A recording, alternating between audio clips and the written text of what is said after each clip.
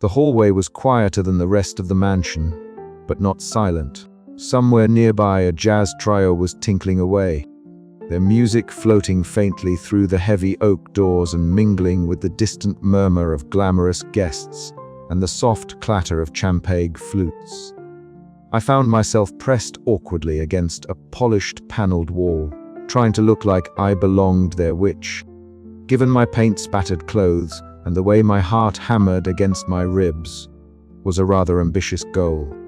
Jasper Quinn stood before me, arms crossed, his stocky frame blocking the light, so that my nervous eyes found it harder to meet his stern gaze.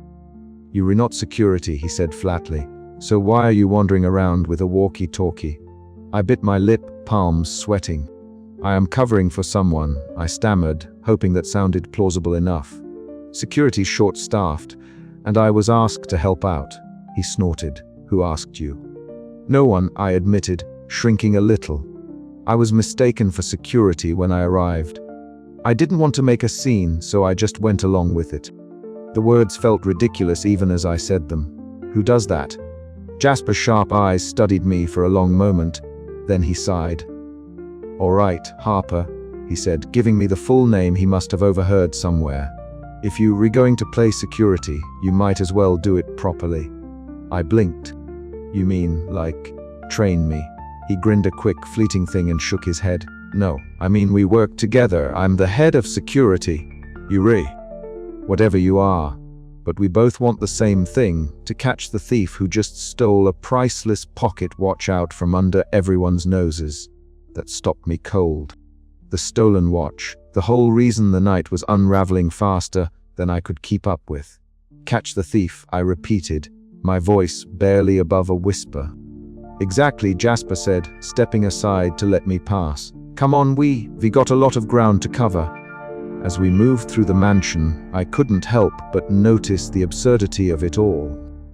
Here we were, two people from completely different worlds: the polished, professional security head and the clumsy, paint-splattered art student teaming up to navigate the tangled web of high society's glittering chaos. We settled near a grand piano in the lounge, the soft glow of crystal chandeliers bouncing off the polished wood. Whispering, we mapped out the guests and staff, noting suspicious behavior and potential hiding spots. Jasper's experience brought a methodical edge to the plan, while I contributed my knack for observation and quick thinking, spotting details he might overlook. Our whispered conversation was abruptly interrupted by an exuberant clatter. Mrs. Penelope Wexley burst into the room, her extravagant gown swishing noisily and her jewel-encrusted necklace clinking with each step. "Darling, I simply must share," she declared, eyes sparkling with mischief. I overheard the most scandalous tidbit near the bar. Jasper raised an eyebrow, unimpressed, but I leaned in eagerly. Mrs. Wexley's knack for gossip was legendary, and tonight it might just be our secret weapon. "Apparently," she whispered, lowering her voice to a dramatic hush, "one of Maximilian's so-called allies has been acting rather nervously, twitching and avoiding everyone. Almost as if they're hiding something." She paused, her gaze flicking between us. "Might be worth a look, don't you think?" I exchanged a glance with Jasper, who nodded slowly. "Good catch, Mrs. Wexley, thank you." Together, the three of us began weaving through the crowd, dodging oblivious guests and clumsy accomplices alike. One such accomplice nearly collided with us, his flustered apologies barely audible over the gala's buzz. Jasper's sharp eyes caught every detail, while I stumbled through the dance of dodging and weaving, my nerves tingling with a mix of excitement and dread. Despite our differences, the strange alliance was working. Jasper's steady presence calmed my panicked mind, and my impulsive instincts kept us one step ahead of the chaos. The mansion's gilded walls echoed with laughter and music, but beneath the surface, a game of cat and mouse was unfolding, and I was right in the thick of it. "You're not bad at this," Jasper said quietly as we ducked behind a velvet curtain to avoid a passing waiter laden with champagne. "Neither are you," I shot back, managing a crooked smile. "For a guy who thinks I don't belong here, you're pretty good at improvising." He cracked a genuine smile, the kind that reached his eyes and softened his stern features. "Guess we're both full of surprises." As the night stretched on, our unlikely partnership grew stronger, bonded not just by the shared goal of catching a thief, but by the growing respect and understanding of each other's worlds. And in that sparkling, absurd gala, with all its social games and hidden agendas, I finally felt like I wasn't just an outsider stumbling through a farce. I was part of the story, messy, clumsy, and all. But the night was far from over. Somewhere between the laughter and the lurking shadows, Maximilian Crane was still out there, and catching him would require every ounce of our combined wit and courage.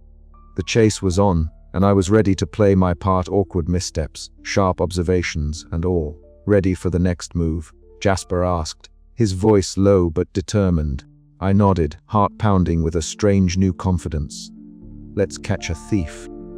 With that, we slipped back into the swirling chaos of the gala, two unlikely allies bound by an even unlikelier mission, the night unfolding like a twisted canvas waiting to be painted with our tale.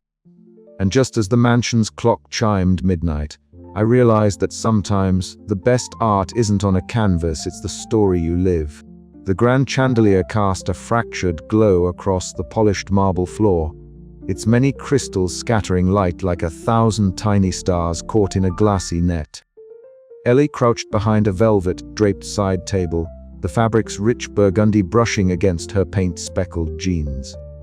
Her breath caught in her throat as the muffled voices of two men drifted just beyond the heavy curtain. They were speaking in hurried whispers, their words tangled with nervous laughter and false bravado. "You told him to wait by the east wing, right?" one muttered, fingers nervously fiddling with the silver cufflinks that gleamed beneath the chandelier's light. Yes, but what if the boss finds out?" The other replied, voice cracking ever so slightly. Ellie's heart hammered. These weren't just random guests. They were part of something bigger, a network she was only beginning to grasp. She jotted a few notes in her tattered sketchbook, the pen scratching quietly against the page. Each detail was a thread she could pull, a clue in the tangled web that Maximilian Crane had woven around this glittering fortress of wealth. The scene shifted in her mind's eye. Maximilian himself, tall and impeccably dressed, moved through the gala with the effortless grace of a cat stalking invisible prey. His tailored suit hugged his lean frame like a second skin, and the sly smile that never left his lips was both inviting and threatening. As he passed by, guests seemed to part instinctively, their forced smiles flickering into uneasy glances once his back was turned. Ellie's gaze followed him, noting the subtle signals, the quick nod to a nervous-looking man balancing a tray of champagne, the whispered command to a woman draped in diamonds whose eyes darted like a cornered animal. It was a dance of power, a social chess game played with invisible rules and devastating consequences. Just then, a burst of laughter drew Ellie's attention to the other side of the room. Mrs. Penelope Wexley made her entrance, a flamboyant splash of color and sound amid the polished monotony. Her gown shimmered with every shade of emerald and gold, and her excessive jewelry clinked melodically with her every exaggerated gesture. She sauntered toward Ellie, lowering her voice to a conspiratorial whisper. "Darling, you look positively haunted. Spilled paint again, or just the usual chaos?" Penelope's eyes twinkled with amusement, but beneath the surface lay a sharpness that Ellie had come to rely on. The socialite's gossip, often dismissed as frivolous, was proving to be a valuable weapon.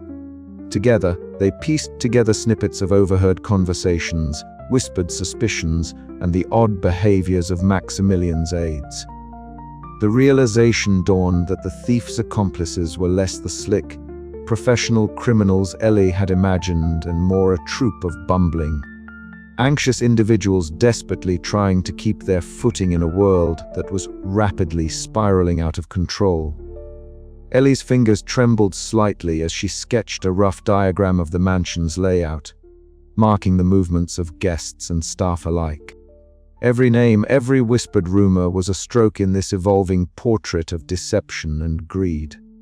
The mansion, with its glittering chandeliers and opulent furnishings, was less a sanctuary and more a stage for a grand farce, a social satire writ large in crystal and silk. Her mind raced. How deeply was Maximilian's influence embedded here? Could she, a clumsy arts student mistaken for security, navigate this labyrinth of lies and pretenses without being ensnared? The stakes had never felt higher. Yet beneath the fear, a spark of determination ignited.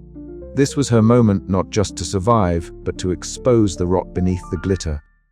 The secrets behind the silver were hers to unravel, and she would do so with all the wit, awkwardness, and stubborn courage she could muster. As the gala's music swelled and the guests continued their masquerade, Ellie straightened, clutching her notebook like a shield. Somewhere in the shadows, Maximilian watched, unaware that the unlikely thief was beginning to piece together the puzzle that bring his empire of illusions crashing down. And so, with a nervous breath and a racing heart, Ellie prepared for the next move in this elaborate game, where every misstep could be her last or her greatest triumph. But that was a worry for later. For now, the night was still young, and the comedy of errors was only just beginning. The glittering grandeur of the ballroom suddenly seemed to tilt, like the world itself had taken a dizzying spin. Ellie Harper's heart hammered so loudly she was sure every soul there could hear the frantic rhythm. She barely registered the crowd's gasps, the sudden hush that fell like a velvet curtain around her. In her trembling hand, the pocket watch gleaming and impossibly precious felt heavier than all the burdens she'd carried in her life combined. It had started with a misstep, one of many that night. A misplaced foot, a startled glance, and suddenly Ellie found herself face to face with Maximilian Crane. The man was impossibly smooth, his tailored suit a perfect armor of arrogance and charm. His sly smile was the kind that promised trouble in a silver platter, and trouble was exactly what Ellie now clutched tightly. "Give it back," Maximilian hissed, his voice low but sharp enough to slice through the murmurs swirling around them. His eyes, sharp as a hawk's, locked onto hers with a dangerous intensity. Ellie's mind raced. Seconds stretched into eternity as the chaotic noise of the gala faded into a distant hum. The watch sparkled in her palm, mocking her with its glittering taunt. Without thinking, she yanked it from his grasp, the sharp clink of metal punctuating the charged silence. What the Maximilian's surprise flickered, quickly replaced by a venomous glare. Around them, the room erupted into whispers and curious glances, suspicion weaving its way through the crowd like a sinister thread. "Security? Someone get security!" A voice called out, and suddenly all eyes were on Ellie the plain, paint-splattered art student who had somehow become the center of this glittering storm. Panic, that old unwelcome friend, surged through her veins. She bolted, her footsteps echoing wildly against the marble floors, the pocket watch clenched so tightly it seemed to burn her skin. Behind her, the bumbling accomplices of Maximilian stumbled in chaotic pursuit, their crashes and whispers creating a slapstick symphony of disorder. "Stop her!" Maximilian's voice cut through the mayhem, sharp and commanding. Ellie's breath came in ragged bursts as she darted through ornate corridors, her eyes wide and desperate. The opulence of the mansion blurred into a dizzying kaleidoscope of chandeliers, gilded frames and expensive carpets, none of it hers, none of it familiar. She skidded to a halt near the grand staircase, only to find Jasper Quinn blocking her path. His stern face was carved from stone, eyes narrowing with a mixture of disbelief and accusation. "Ellie," he said, his voice low and steady, "what the hell are you doing with that?" Words tumbled out of her mouth in a frantic jumble. Explanations and denials tangled together like a poorly painted canvas. She tried to explain how she'd only taken the watch to keep it safe, how the real thief was still out there. But her nervousness made her sound like she was spinning a web of lies. Jasper's skepticism was a wall she struggled to climb. The guests nearby whispered, their eyes flicking between the two of them with growing suspicion. Mrs. Penelope Wexley, ever the flamboyant socialite, hovered nearby, her sharp eyes gleaming with curiosity and amusement. Ellie's clumsiness betrayed her again as she tripped over a loose carpet edge, nearly dropping the watch. The moment was almost laughable, if it weren't so fraught with tension. "You're remaking it worse," Jasper muttered, shaking his head, but there was a flicker of something else in his eyes, perhaps doubt, or a reluctant hint of trust. Maximilian's accomplices, meanwhile, fumbled their way closer, tripping over their own feet and knocking over a decorative vase with a crash that echoed like a gunshot. The chaos was mounting, the night spiraling into absurdity. Ellie's mind whirled. How had she plunged so deep into this madhouse? The watch in her hand was no longer just a trinket. It was a symbol of everything. She was desperately trying to escape suspicion, embarrassment, and the crushing weight of mistaken identity. Yet beneath the panic, a stubborn spark of determination flickered. If she could only find a way to prove her innocence, to turn the tide, perhaps this twisted night would not end in ruin, but in something far more unexpected.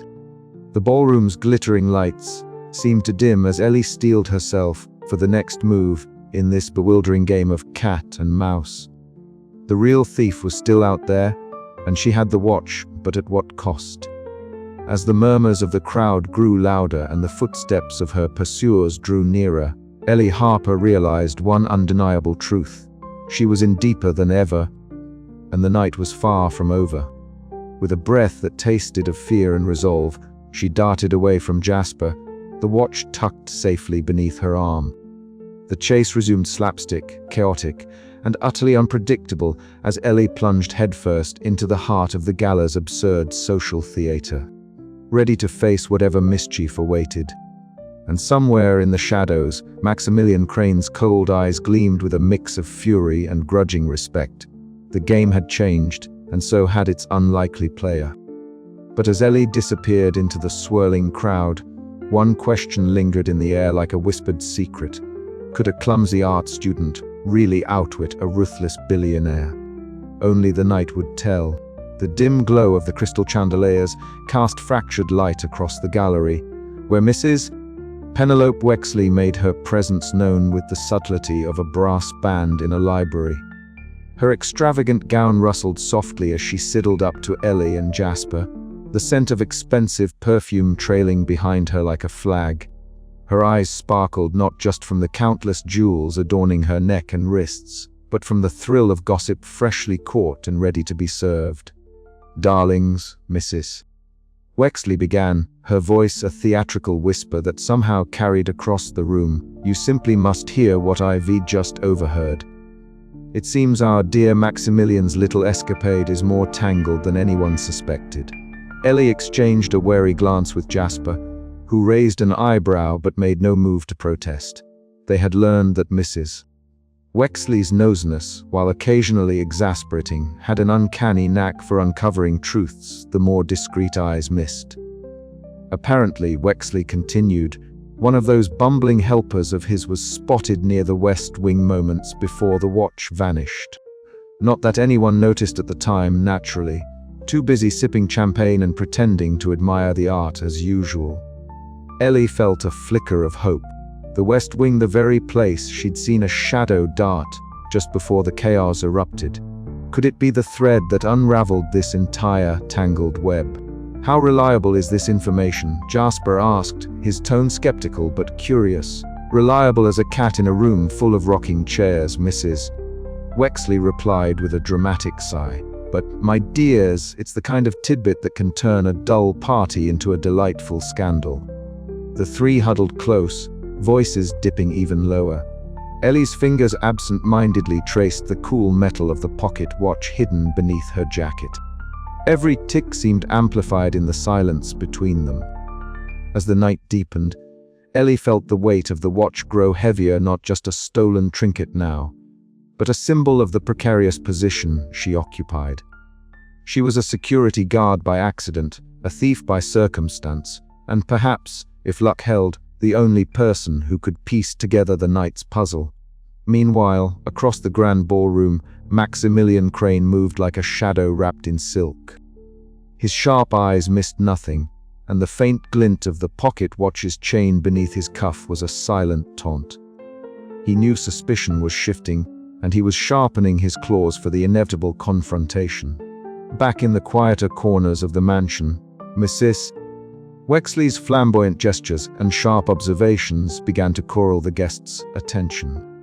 Her dramatic revelation near the grand staircase caused a ripple of surprise and excitement. All eyes turned toward the suspicious figure she pointed out, one of Maximilian's accomplices, trying desperately to fade into the crowd. Ellie's heart raced. This was the moment of opportunity she and Jasper had been waiting for. The chaotic swirl of the gala, with its glitter and gossip, was finally starting to work in their favor. "We have to act," Jasper whispered urgently. "If we don't, this watch and the thief will slip through our fingers again." Ellie nodded, her nervousness tempered by a newfound resolve. For all the absurdity and slapstick misadventures that had brought her here, she was beginning to see the threads of control she could weave in this social theater. As Mrs. Wexley continued to stir the pot with her dramatic flair, Ellie and Jasper prepared to follow the trail of whispers and glances, hoping to catch the elusive Maximilian Crane before the night spun completely out of control. And somewhere in the shadows, the real thief watched, his sly smile widening. The game was far from over, and the next move would be the most critical yet. With a gulp and a determined breath, Ellie stepped deeper into the tangled web of the gala, ready for whatever ridiculous and revealing twist awaited her next. The grand ballroom was a living creature of glitter and noise, a swirling mosaic of silk, laughter, and the occasional clink of fine china. Ellie Harper felt as if she had been dropped into an absurd painting in which she was both the observer and the unwitting subject, blending strokes of panic with splashes of quick-witted improvisation. The cacophony of accusations and whispered suspicions had reached a fever pitch, and the atmosphere was thick with tension, like a tightly wound spring threatening to snap. Ellie's heart thudded against her ribs like an over-enthusiastic drummer as she navigated the maze of guests. Her paint-splattered clothes made her stand out just enough to be noticed, but not enough to be comfortably invisible. She was a contradiction, a plain, awkward shadow darting through a sea of opulence. The towering crystal chandeliers refracted light into shards that danced across the marble floor, reflecting the chaos above in fractured glimmers. It was almost poetic if one ignored the fact that she was seconds away from tripping over a guest's extravagant feathered hat. "Watch it!" she muttered under her breath, steadying herself just in time as a gust of laughter swept past her. It was the kind of nervous humor that only someone thrown headfirst into a world far beyond their means could muster.